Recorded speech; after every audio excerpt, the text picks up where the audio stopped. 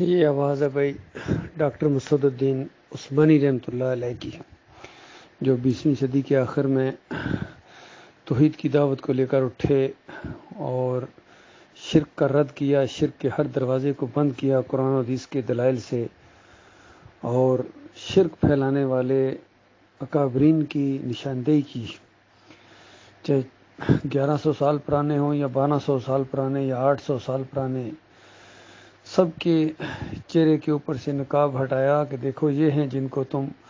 اپنا اکابر سمجھتے ہو، اپنے بڑے سمجھتے ہو، انہوں نے تو یہ قبر پرستی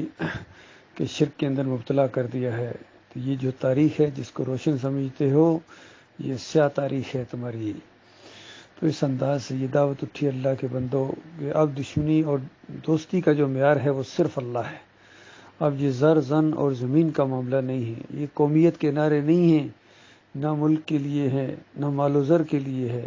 اور نہ حسن و جمال کے لیے، یعنی کوئی معیار نہیں ہے سوائے اللہ کے۔ تو اس انداز سے جب دعوت آگے بڑھتی جائے گی تو انشاءاللہ مخلص لوگ اس کے اوپر اکٹھے ہوں گے، ہو رہے ہیں الحمدللہ، اور یہی اللہ کی جماعت ہے، یہی اللہ کی پارٹی ہے، اور یہی وہ گروپ ہے، یہی وہ جماعت ہے جس کے بارے میں نبی علیہ السلام نے فرمایا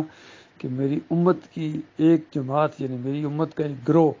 حق پر قائم رہے گا، اور دنیا کی کوئی طاقت یعنی اس کو نیچا نہ دکھا سکے گی، اس کو ہرا نہ سکے گی، اس پر غالب نہ آ سکے گی۔ یہ مفہوم ہے اس حدیث کا۔ الحمدللہ ہم وہ گروہ ہیں جو خالص اللہ کے لیے اٹھے ہیں، کسی کا روب اور کسی کی دھون سبا ہمارے اوپر اثر نہ کرے گی، اور ہم کبھی کسی چیز سے ذہنی مروبیت کا شکار نہ ہوں گے۔ ہم مروب ہوں گے تو صرف ایمان سے، کہ کوئی ایمان کا اگر ماننے والا ہے، اللہ کا ماننے والا ہے، مخلص ہے،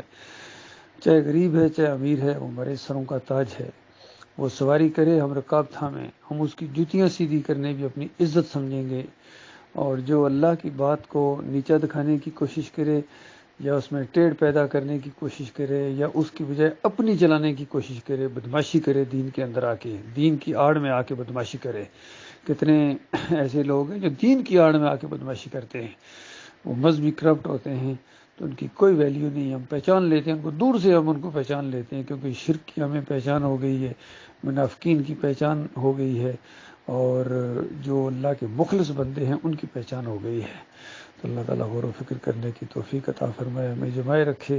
اور مخلص اور باصلاحیت ساتھی اللہ تعالیٰ ہمیں عطا فرمائے، تاکہ اس اللہ کے راستے میں جم جائیں اور آپس میں مل کے ہر محاذ کے اوپر کفر شرک اور باطل کا مقابلہ کریں۔